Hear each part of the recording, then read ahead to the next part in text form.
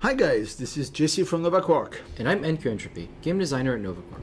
Welcome to this live gameplay session where we will showcase the newly released alpha gameplay of Dual Universe, and in particular the first player experience as you join the game.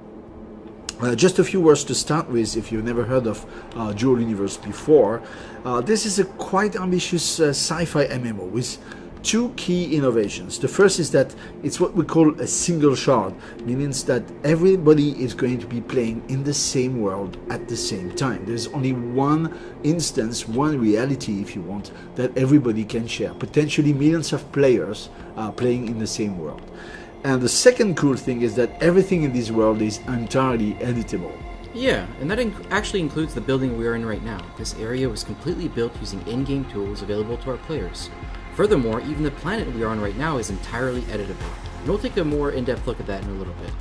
Yes, indeed. So just to demonstrate, I'm going to go into build mode here. So I'm going to, well, basically destroy this place. So you can see that it's editable as I actually take chunks of it out of it. Right. So all this is not made of prefabs, except the different elements that you see here, like the table or the chair. I could actually take them out. And these things are the building blocks that you will assemble to create anything you want, from a building, a spaceship, orbital station, anything. All right. So now let's move out of here towards the district area where the game actually begins. We take the build mode out. Here we go. So this is where you start, but before that I just want to spend a few seconds to show you the planet that we are actually on. It's called Alioth. Right, and Alioth is actually our largest and most ambitious planet so far, and it's grown more than 4 times since pre-alpha about a year ago. Everything you see here is real, and we want you to go out into the world and explore and make it your own. So one of the first things we do is actually give you a basic hovercraft and sort of give you that ability to go out and meet your friends and, you know, see what you can find out there. Yeah, we're gonna have a look at the hovercraft in a second, and actually that's where the game starts. In the district where you are here, you will be given a hovercraft, not exactly a hovercraft like pre-made, but actually it will be a blueprint that you can actually use to build one. Okay, so let's actually go and get this blueprint. So to interact with the dispenser, just click F and you will get the blueprint. And we also get some fuel here, the core unit, and all the different parts that are needed to build this hovercraft. Okay, so we can actually have a look in the inventory. The things I just picked, they are here. You can see them here. Also the things I collected before while I was editing the district, and so we're good to go. Yeah, the cool thing about these dispensers that we just used is that these are actually in-game elements, and players are free to craft or buy these dispensers in order to use them for them and their friends. We're using them here quickly to get you out and about, but ultimately a more reliable way of getting the elements you need will be to either craft them or simply buy them from the market. Talking about the markets, we're actually just here in front of the market pods that are the way by which you interact with the market. So if you interact here, you'll see that these are real markets. You have sell orders, buy orders. In that case, there is no buy order, but you could have both, and there will be typically dynamic equilibrium of the price evolving over time as people are competing to try to sell or buy stuff. So since I'm on the market, what we're going to do now is that we're going to buy another set of gears that are going to be necessary for us to build a second hovercraft. So we're going to need a couple of things here, and I guess the first thing we should get is a core unit, right? Alright, so let's use the search function here. Actually, let's look for dynamic core. We probably want the excess here. Oh, yeah, you're right. The excess will be better. Yeah. We don't need anything too big. And we're going to use the instant buy. I mean, we could put a buy order and wait for someone to actually fulfill that order. We could probably get a better price, but let's just do instant buy. It's going to be quicker, and that's what most people are going to do anyway. So we're going to just get one of those guys.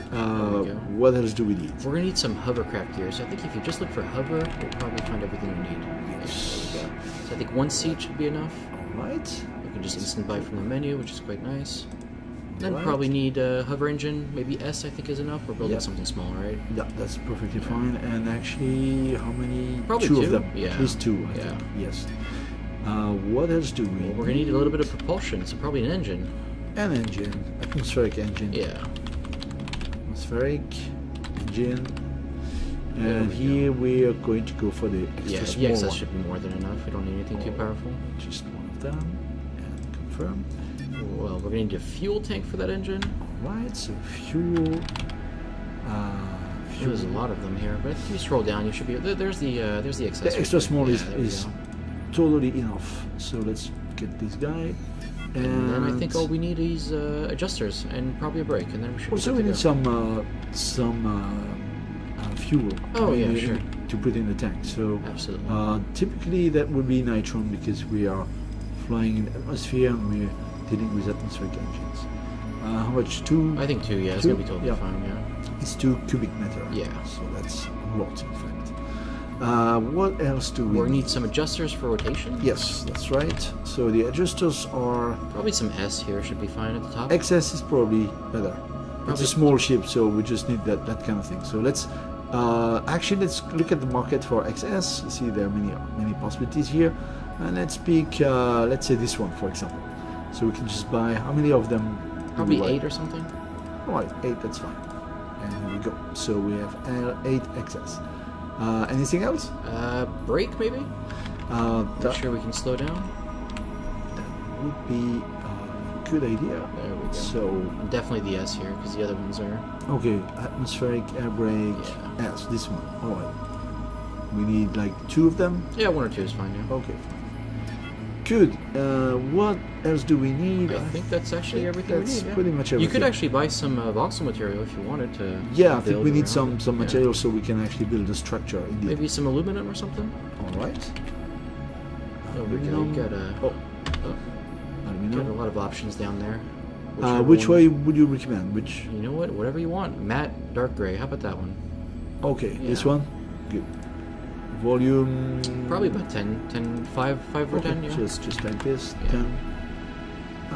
It's a bit expensive. It's anyway, quite pricey. let's Aluminum is go. resistant. We're getting close to the end of the initial amount. We want to be careful. All right, Not so overspend.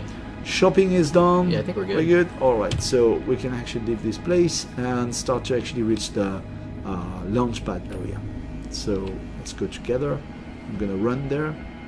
You see all those beautiful moons over there? They are actual moons, so you can, just to clarify, I mean, you can fly to those moons and establish your base over there if you really want to. So that's entirely possible. So what I suggest is that we start by building ourselves a first version of a hovercraft, and then we're going to make a copy for you and Q Entropy All right. by using the blueprint. Nice, So thank you. for the sake of demo, let's actually build something together. Wait, I actually think we forgot to take the gear out of the market container. Oh, that's right. Oh, that's a typical mistake. I Yeah. mean, when you buy things in the market, they don't necessarily go directly into your inventory because you could very well buy from a remote market. So things have actually, you have to actually pick them from the market container, which is here. And you can see all the stuff I actually bought just a second ago are here waiting for me. I can actually resell them or do whatever I want. So this is an extra step you need to take to actually collect everything you just bought. So it's just so right now we don't have grouped ways of doing this quickly, but this is going to come later. Yeah, So we'll have it's- some sort of grab all function. That you yeah, can just, that's a little click. bit tedious for now, but that works. So okay, I just collected everything that was mine in the market container. Just to clarify, also this container will be limited in the future. Right now it's limited, and there might be some things like fees, so that you cannot just use that as a free storage. But this is not the case right now in the game. It's not already, it's not yet implemented. Alright. All right, so let's get back to the building of the first hovercraft. Back to the little parking here. Yeah. Right. Here we go. So let's start. The first thing you want to do is actually get a core unit. So one of the 2 core units we actually have here. I'm going to pick one. I just double click and it is equipping the core unit, and I'm going to deploy here, for example, at that place. By pressing T and using the mouse wheel, I can actually elevate it a little bit. Let's do this here, and here it is. It's deployed. The nice thing is that now I can use my jetpack to actually fly around. That facilitates the building. And here we go. We have this volume here that defines the place where you'll be able to build. and this is what we're going to do right now. First thing we need to add is some voxels. So I'm going to pick, from the inventory the aluminum that we just bought, and we're going to deploy it. So we just define the initial surface, we drag it, and that will create a volume.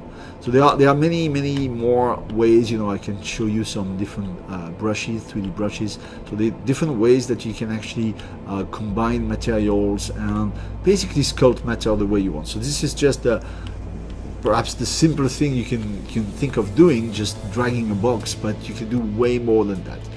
But for the sake of this short demo, we're just going to go on and keep building.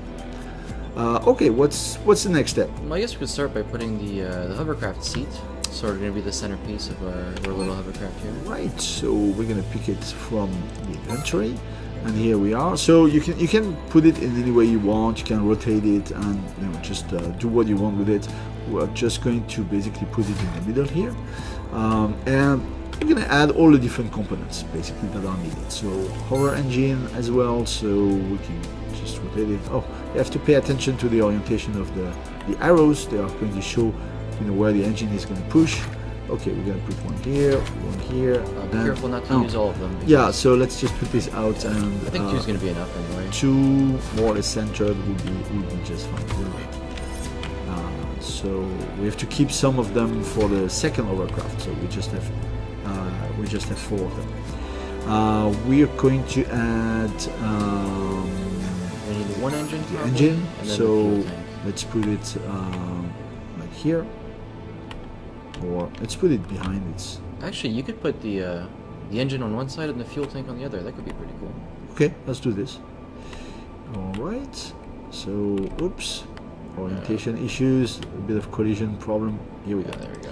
So here, and as you said, yes, the fuel tank is Right there. Yeah. just right here. We're gonna put it here. Very aesthetically pleasing. I am a master of building. No, I mean this is horrible, but anyway, it's just to illustrate the concept. It works. By the way, this engine you see on the left is like blinking. Also, those 2 engines here are blinking, means that they are not connected to the fuel tank. Don't worry about that. As soon as you will step inside the ship, it will automatically connect them. Now, it doesn't do it by default because you might want to wire them in a particular way. Suppose if you have different fuel tanks. So that's the reason why it's not done immediately. All right.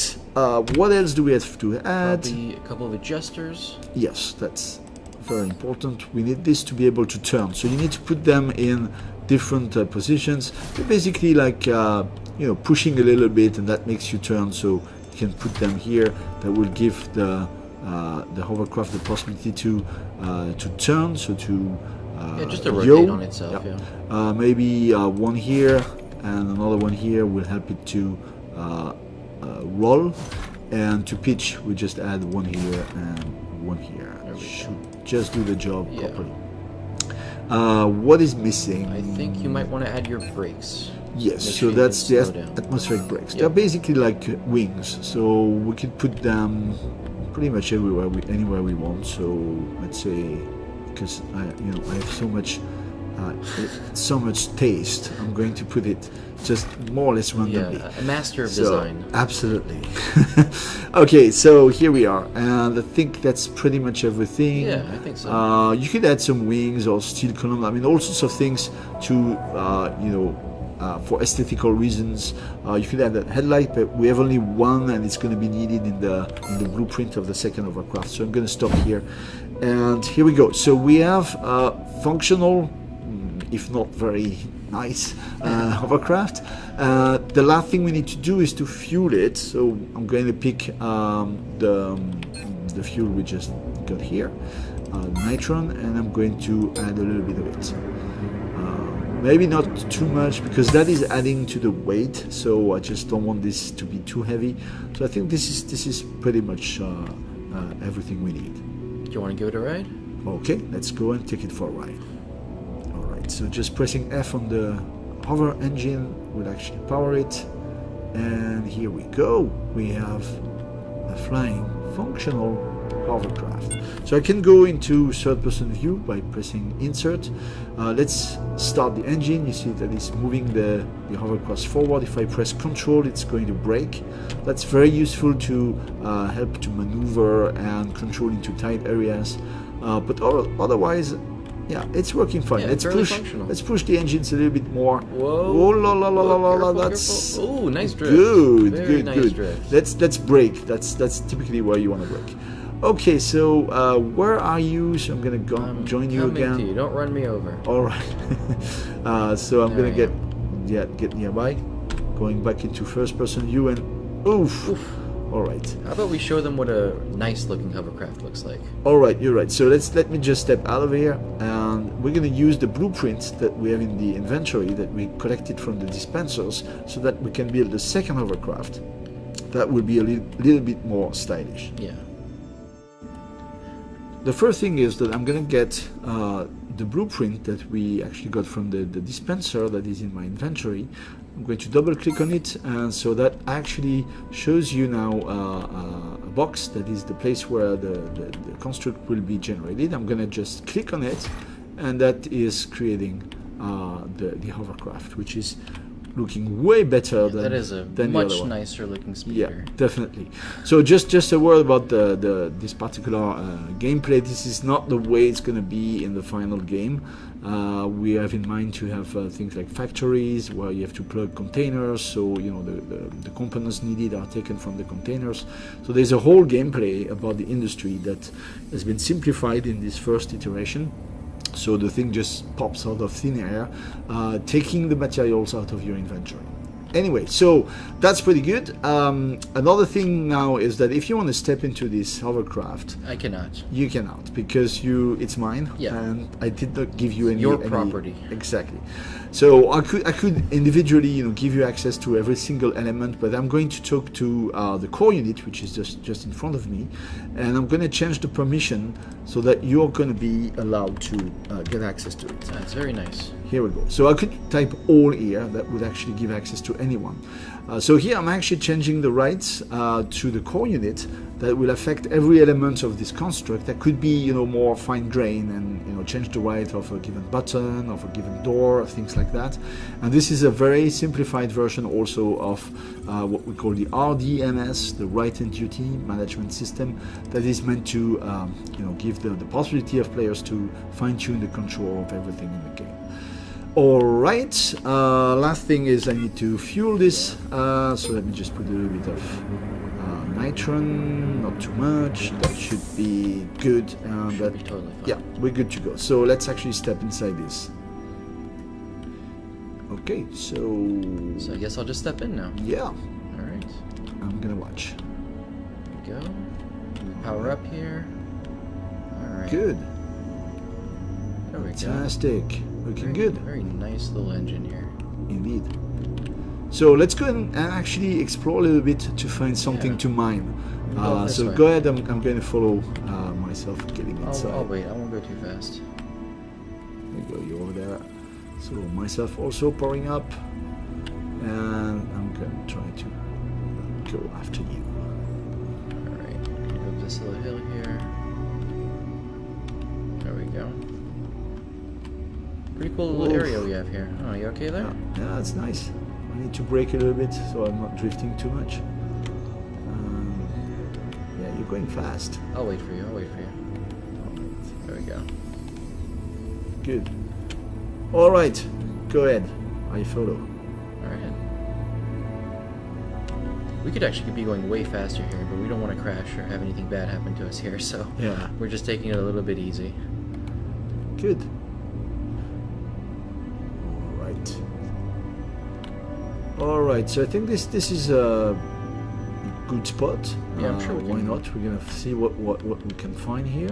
So I'm going to slow down, brake, and step out of. So what are we going to do here? We're going to take a look at the mining? Yes, let's actually have a look at how mining is working.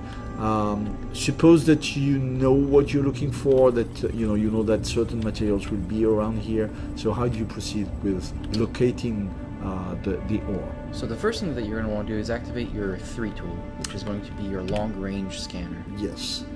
And so as I walk, you see that it's scanning around me with a range of 400 meters. And you can see in the visual feedback that there are actually 4 little points here that have been identified that corresponds to potential ores. We don't know exactly what it is. Yeah. So the idea is that the color, what you're seeing on the graph, is actually based on the density of the material. So we sort of give you partial info, so you're not exactly sure what it is, but you can get an idea if you're either experienced or if you know that you're looking for something specific. Yeah. So the idea is that it's like a hot and cold game. You're trying to get closer to what you're looking for. So let's actually go for this greenish one that is now below 200 meters. I don't know if I can get closer. Actually, if it's on the ground, which is clearly the case, you will not be able to get any closer than the depth at which it is. I think the general idea is that you want to stay above ground for as long as you can, because it's going to be faster to move above ground, but there's going to be a point where you have to dig underground to go find the actual ore. And I think that's pretty much it. We're probably right above it, like 130 meters above it. So let's actually enhance the size of the digging tool, and we're going to start to dig. Okay. So go. Let me switch on my light.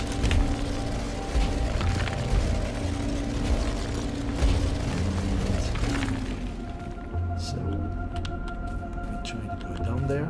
You can see, I'm getting closer. Yeah, looks like you're going in the right direction. Closer. By the way, I can change the range here of the radial scanner, so I made it to 200 meters, so I get a more precise feedback. We're just about 100 meters. Still going good. At some point, I would probably have to realign because there's no reason why I would be lucky enough to be going exactly in the right direction. But that's the general. Looks like you're starting to level out here. Yes. So let's try in the other direction. It's probably still this way. It's a nice trick if you want to use the cardinal points in the map. So if you want to use east, west, south, north, you can use those directions sort of to make sure you know where you're going. And it can get confusing on the ground because you don't have any landscape visual feedback. I'm getting below 50, so that's a good news. So I could continue like that, but now that I am actually going below 50. This is the range at which I can actually start to use my directional scanner, which is number 4 in that case. Exactly. And I can actually scan around me to try to get a signal in the direction that I'm pointing at. And that will actually tell me more precisely where I should actually continue to dig. Yeah, so the idea behind the directional scanner is it's more of a short range scanner, and you're going to be looking around and you're going to be seeing. I think it should be around here somewhere. Yeah, I think I'm going to continue to dig a little bit. Yeah, we can try to get a little bit closer. Okay, so let's just realign. What was the direction? Let's try this one. It doesn't hurt to get a bit closer. It might be right at the edge of the range, and maybe it just doesn't quite see it. Go with it. Okay, definitely getting way closer now. So let's try again and see if we can get the signal. Here and we get something. That's perfect. Okay. So here again, it's just like the radial scanner. We don't know exactly what it is. We have a signal whose color is going to be depending on the type of material. Yeah, the density. Yes, but not exactly what it is. And the important thing is that the colors between the detector and the radial scanner are unified. So it's the same colors based on the same density.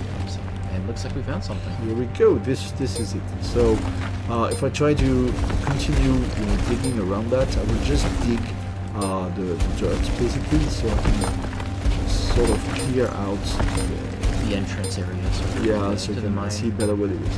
But now that I found it, the proper way to go with this is to actually mine it, and for that I will need the first tool, the number 1. Yeah. So here we go. We can mine this and see what comes out of it. It's iron. It's iron. Perfect. It's iron. Cool. So you see that there's a change of color in the circle that gives me feedback. This is actually showing when my mining tool is becoming sort of warmed up. Yeah. Right? So there's a warm up time to your mining tool, just for balancing purposes. And so when the mining tool goes from this sort of like purple color that you see at the beginning to this yellow color, then that means that you can release it. And the idea is that you have a sphere that grows, and you need to try to optimize your placement and optimize your mining, and get as much material as you can every time you place a new sphere. Pretty good. So I'm not going to mine everything. No, it would probably take a while. This could be actually a huge vein. We have in mind to have veins that could be kilometers long, so like huge amount of minerals that you can try to get. So I'm gonna go away from here, and we're gonna go back to the surface, which might be a little bit tricky. You could just dig your way up. Yeah, I'm gonna try to go the way Looks like you're going in the came right from, direction. but if it's too difficult, I think it's This is fine. probably the way out. Yeah, we're good. I'll just be waiting up here on the surface for you. One important thing is that if you start a mine with very large amount of ore, you will typically be, at some point, you will be limited by your inventory. So the way to go is that you can use a feature that is called the linked or primary container, which allows you to actually extend your inventory by connecting it to a nearby container. So that can be a container that is fixed on the surface, if it's not too far away from you, or it can even be mounted on a vehicle that you can then control to follow you. So that's part of the job of a serious miner, is to manage the problem of hauling things back to the surface, and then later on back to a market and managing all the logistics that is associated to that. The market is over there, by the way. Okay, so what we just did is that we mined a bit at random to see what's there, but the other process of mining could be that you're looking for something particular, a particular ore that you need, and in that case it will be extremely tedious, especially for the rarer ores, to actually go like that randomly and trying to find things. It could take you a lot of time. So there's another level of scanning that is available in the game that is called territory scanning. So just as a reminder, if I open the map with F4, you can see that where I am here, we are surrounded by tiles that correspond to territory tiles that you can actually claim, and that you can also use to define proper small areas, like for example the proper small area used for scanning a territory. So in that case, what you want to do is actually deploy a territory scanner. This is a pretty big element, and I think that you and Q Entropy have one in your inventory. I don't have anything, but maybe you could actually start to build a small mining outpost where we're going to deploy this territory scanner. Yeah, absolutely. So I'm just going to start by deploying a little core here, just so I can put down all my stuff. And I'm going to build a very simple plaque here. Should be up here I'm going to watch. in front of you for a second. There we go. Okay. And I'm going to be selecting my territory scanner in my inventory and putting it down wow. right here. It's a little bit of a rough one, but It's totally fine. Big machine. It is big. What I'm going to start by doing, similar to what you did for me, is I'm going to go ahead and give you permission to this thing so you can actually use it. So you Right. should now have permission to use the territory scanner. Alright, so let me try. I'm going to activate it, and here we go. So it shows this window. I can activate the scanning, and it's gonna take quite some time, 15 minutes, and the final game it might actually be even longer, because it's a very variable thing to do. You will understand at the end of the scanning that the result of the scanning is actually something you can materialize as an item that you will be able to sell. So this is not already implemented, but the idea is that you can make a business out of scanning things on the map and selling, basically scanning mining maps. Yeah, absolutely. We expect that, while miners may use this for themselves, eventually people can just trade it to their friends or hand them around, and you could be a player that only scans territory for, forever, and does that as your main activity. By pressing V, by the way, I can materialize the tile where we are currently located. So it's pretty big.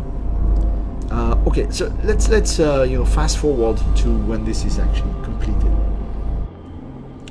Okay, so I think now it's completed, and we can see the result of the scan. The result is that there's all those ores here. You can scan and see,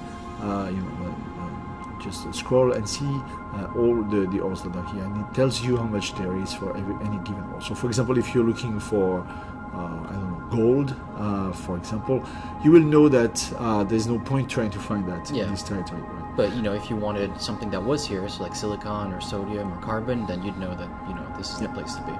The logic is that certain of those ore, you will know that they are very, very deep, like typically 1 or 2 kilometers deep. And so as you can see on the scan that it is there, then you can sort of invest into, Infrastructure, digging, yeah. the infrastructure. So and if you the wanted to effort. build a base, or if you wanted to bring Yes. your friends over, like, hey, I found a really nice territory tile. Yeah. Let's build here. Let's start, living in this area. So knowing this is a very important information, and if you go back to the map, we will at some point make it possible for you to visualize the result of several scans that you could have done or purchased from other players. So you can sort of cover the map with information and organize your strategy for mining accordingly. The very important thing is here, save data. If you click this, then it creates an item that you can see here in your inventory that summarizes everything that has been scanned, the ID of the territory, and everything you need, and set destination. So this is the important part that makes that justifies why scanning is such a long process, why the machine needed to do this is such a big machine, and so it's a valuable activity. Okay, so. Back to this now. Suppose you're happy with the scan and you found some valuable ore that you want to actually secure for yourself. The idea is that this tile we are here in, you can actually claim it and make it your own. To do this, I will need a territory unit. I don't have one, but you and QEntropy have. Yes. So what I'm going to do, I'm just going to put down a little container here. Okay. Well, big one. Inside, I'm going to drag. I can't open it, you see. Yeah, absolutely. I'm going to give you the rights in a minute. So Try inside to of this open it. container, I put the territory unit, and just like the hovercraft and the territory unit, the territory scanner, I'm going to give JC permission, and now you should be able to open it. Indeed. Now it works. So I can see in your container there's a territory unit, and I'm going to take it. Just one. It looks like you might not have enough space. You might need to clear up your inventory a little bit. All right, you right to it, right. Well, I You- don't need that anymore. You so can probably I'm- get rid of your iron ore too. It's what you just mined. It's taking up quite a bit of space. Indeed, where is it? Right under, under. There it is. Yeah, this guy. Yeah, it's taking up a lot of space for you. So let's see if we. And now you should have plenty. Let's see Yeah. if we can do it now. Perfect. Yes, good. So it's in my inventory now, and I will be able to deploy it. So just go in the inventory, double click it, and here we go. So this is the territory unit. It's going to be a very expensive item. It's a big investment to actually become the owner of this tile, and to do this, you simply deploy it on the ground, and here we go. Get a nice little animation. Yeah. So what does it mean that I own this territory? It means that I can actually control by going to this item, and just like with everything else, you can right click and you can just control the permission list here. So you can actually define who has the right to what? Actually to mine, so to dig in the ground, and also to build static constructs. So you sort of control who is going to be your neighbor. You Right? sort of get a little bit of security. If you build a big base, if you decide to develop in this area, putting down a territory unit is definitely going to make your life easier. Yeah. But just to show you, if I open now the map, you'll see that where we are now, the tile is green. It means it's mine. And everything red here is belonging to somebody else. Okay, so we're good now. Let me just turn off the enhanced HUD. And what are we going to do now? Oh, let's actually try a bit of crafting. Yeah, that sounds like a good idea. Okay, so to start the crafting interface, you just press K, and you get this this interface. So it's a placeholder for the moment, but it does the job. And so we're gonna see if we can craft like an engine. That would be interesting, like an atmospheric engine, the one we actually bought. Yeah, something very basic that we can just add to our hovercraft and make it a little bit, have more punch. Yeah, that would be cool. So another simplification in the gameplay is that currently you have access to all the recipes and you can craft anything you want from this interface. In the final game, it will be more limited to basic first entry recipes, and then everything else will actually be made through elements like assembly, compressors, chemical reactors, and so on. Yeah. So you end up building factories basically. Yeah, ultimately, I think the nanoformer crafting is supposed to be more of a bootstrap, and we want it to be there so you don't get stuck, so you can craft basics, you know, like fuels and stuff Yep. like that. But for anything big and anything higher level, we want you to be, you know, using factories and that gameplay. Typically, this kind of engine, you will probably not be able to craft it just like that. We'll see. But Well, anyway, yeah. so for now, you can do everything from this interface. And right now, you see on red here that I don't have any of those components, so it's impossible to craft it. So the thing I will need is to get those different things. And the good news is that my Luckily, friend yeah. here, NQ Entropy, has everything. Let's just So head back to our little container here. Yes. And luckily, you already have access to it. there will be a way also later for people to directly exchange things without the need of a container, but for the moment that's the way we do it. So let me Right. open it, You should have everything you need in there. and here indeed. So I'm gonna just take everything. Hopefully there's enough space, otherwise Should be totally fine. I'll be making more space if needed, but I think we're good. Yeah. Okay, so I think we have everything we need now. Alright, so let me just go back to the interface. And there's still a Oh. functional part missing. I guess So I forgot one. let's actually look at the recipe if I wanted to craft this guy. So if I could just click on it or control click, that will open another tab, which is convenient because then you can navigate back to the first recipe and sort of explore the tree like that. So you see that we need complex parts and it's sodium pure. And here actually sodium pure is made out of sodium ore, which I happen to have now. And how much do I need? Not very much. Not very much. So let's actually build just one. Yeah, it should that be fine. Should be fine. So I added to the queue. You can see it's there. It's going to take 10 seconds. It's progressing. And I could actually leave the window, do something else, and when it is finished, there will be a message on the screen. There we go. And here we go. So I can just get back to the interface, and now I have the sodium pure that I was missing here for the functional part. So I can add this one to the queue. It has consumed actually a certain amount of complex parts here, so that now I actually missed those one from the initial engine recipe. So I will likewise actually go here and build 3 more, add them to the queue, and I think now we're good to also add the engine. You see that the different steps are actually stacking, so you could create a sort of a queue, even though you don't yet have the necessary components. Since they're going to be produced in the previous step, it's all fine. So the engine is now built. Yeah, so we allow you to put anything you want in the queue, even if you don't have the items yet. But it's up to you to sort of organize yourself and make sure that you're crafting the right items in the right order to be able to get to the item that you want. And, Yes. if you make a mistake, the queue will stop, but that's on you. Let's actually go back to our hovercraft. It's easy to find them. You see on the mini-map on the top right corner, there's these blue icons that represents these constructs, so we can see them over there. In the distance. And we're gonna go back there so we can add the engine. And I guess you're gonna add it to yours. I'm gonna be a little bit slower now. yeah, well, at least mine is ugly, but it's gonna be fast. Perhaps actually too fast. Probably. What I'm going to do is that I'm going to add it in the other direction, so that gives me a possibility to Reverse. reverse. Yeah, that would be probably going to be useful if I'm getting stuck or something. So how is the crafting going? Almost there. And Just a couple seconds left, yeah. Yeah. And should be done any moment. Yeah. So let me get back there. I'm entering build mode, pressing B, and then There we go. here we go. All So, done. all right, so now I can go in my inventory, and we have a nice Yeah, there's your brand new engine. So, all right, so let's just put it in a way that it's gonna be useful for what I just said. There we go. That's pretty much it. Okay, so we're good to go. Let's go a little bit and explore around, see what we could find.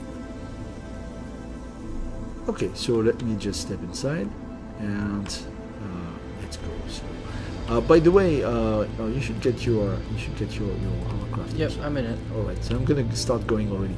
By the way, all the different engines, the different widgets you see on the right are entirely customizable as well. We're not going to go into details about that in this deep dive video, but everything is customizable in Lua, so there's a lot of things you can do to create your own piloting scripts and your widgets. It's very, very deep in terms of gameplay, what you can do. Hey, do you want to show the reverse feature that you just installed on your... Oh, yes, you're right. So let me actually break here, and let's try to actually go backwards. Maybe if you go in third person? Indeed. That's a There good you go. idea. That's, So it's going pretty fast.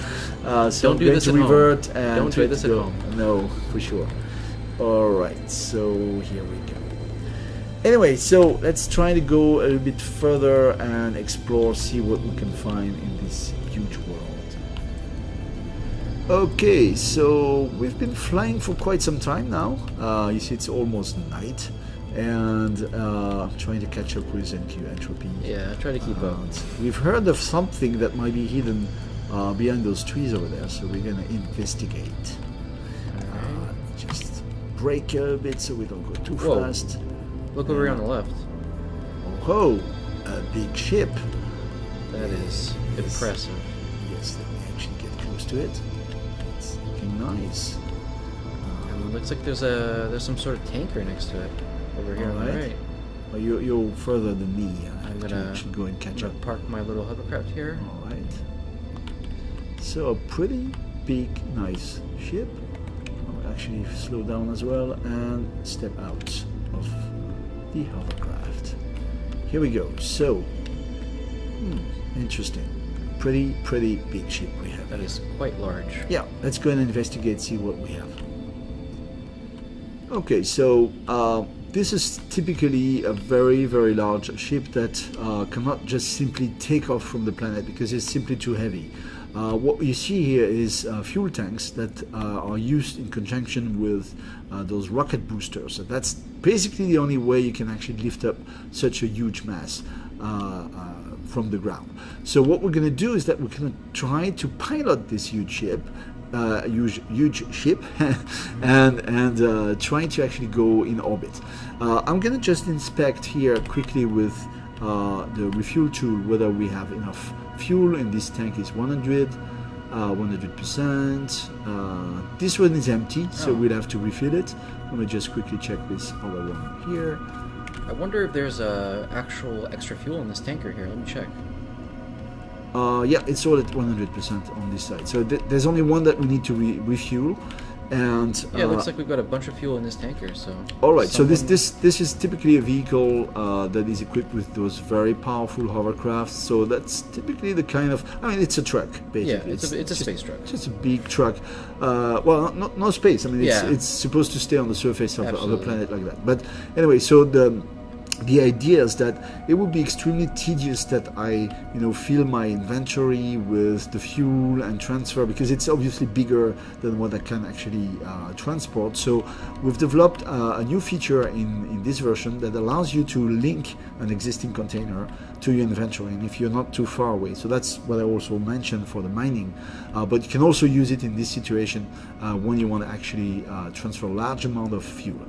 Let's actually do this and see how it works. And the link container is going to be something that you're going to be using relatively often. When you're carrying stuff around, transporting items, buying stuff from the market that you want to put into your base or your truck. It's going to be something that you're in contact fairly often. Yeah. Okay, so let's try this. All right, so the way to do this is simply by selecting here action for this element. We can actually have a look what is inside, pressing F or here open. You can see that there is a large amount of Xeron fuel, which is what you need for the rocket boosters. So I'm going to simply go into this menu, just ignore the things. This is just debug things. You won't have that in the game. It's just for us for debugging purposes. So what is important is this declare as linked container. I'm going to do this, and now this container, I can use it as an extension of my inventory, and I'm going to go there and try to refuel this huge fuel tank. Don't forget to select it from the inventory. But Yeah, so if you see in the top, you have a second tab now, you're which right. is your link container. That's the way to go. So I'm going to select it from there. Okay, we good. It should be good to So go. now we get to go, and I can actually start to refuel it. Yeah, Yeah, so this is quite a large amount of fuel. These Yes. are the largest rockets we have in the game right now, and they are quite hungry in fuel, but they're also equally powerful.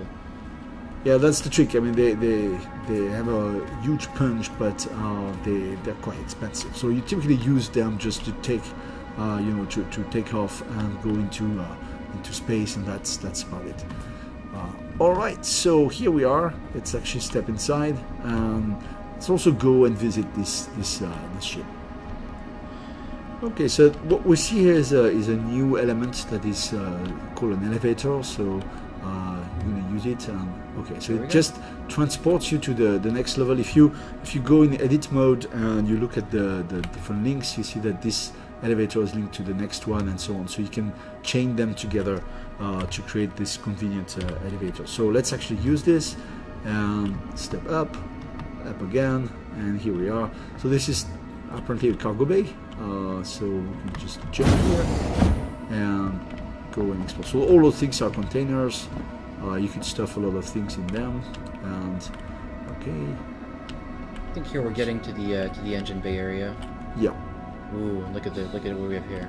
Okay, this is an anti-gravity engine. So this is a very important and very powerful engine that is capable of creating a cancellation of the gravitational field that will maintain you at a given altitude above 1 kilometer without resorting to the rocket boosters, which would be very much too expensive.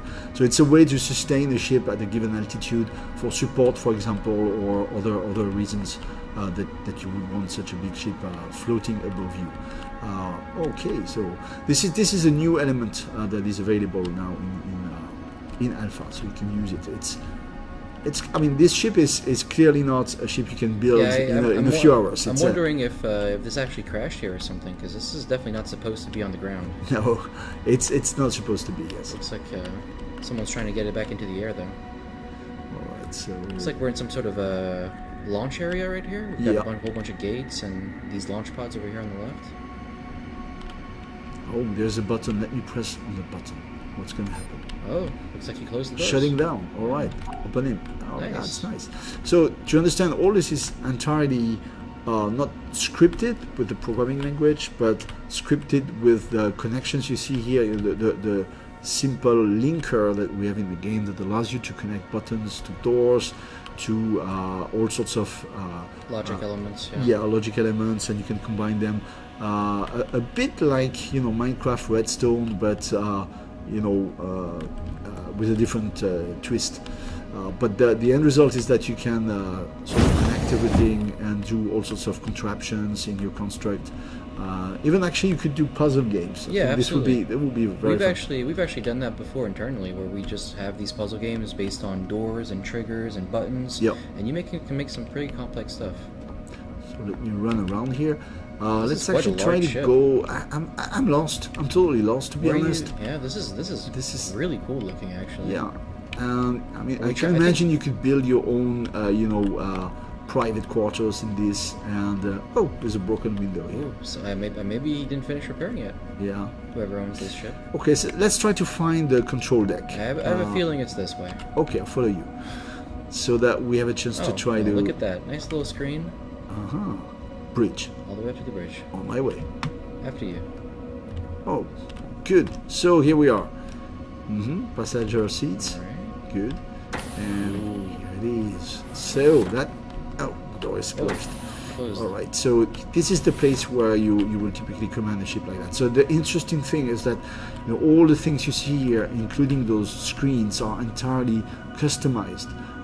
The screen that you see here are basically they are HTML renderers, so they can display a web page if you want, or any content you'd like. So this is entirely customizable, and you could create your own feedback for your ship, whatever you want. And this is also interesting because it's a screen you can interact with, so you can click on it, so you can capture the click and basically make it Yeah, like it an looks interface. like if you come over here on the left, it looks like we got some sort of map. It is. Yeah, it's pretty cool. Looks like we have some sort of radar here right Yeah. next to it. It's quite nice. Doesn't seem to be working for me, but let me try again. Yeah, it's There we working. go. Yeah. So all the positions of these planets are actually acquired with the script, and so you can do whatever you want with that. Okay, so I think enough talking. Let's actually try to get this baby up in the sky. Okay, so I'm going to sit into the commander seat Yeah, I'm here. gonna take a seat in this little navigator's chair over here on the left. All right. You should see me sit down.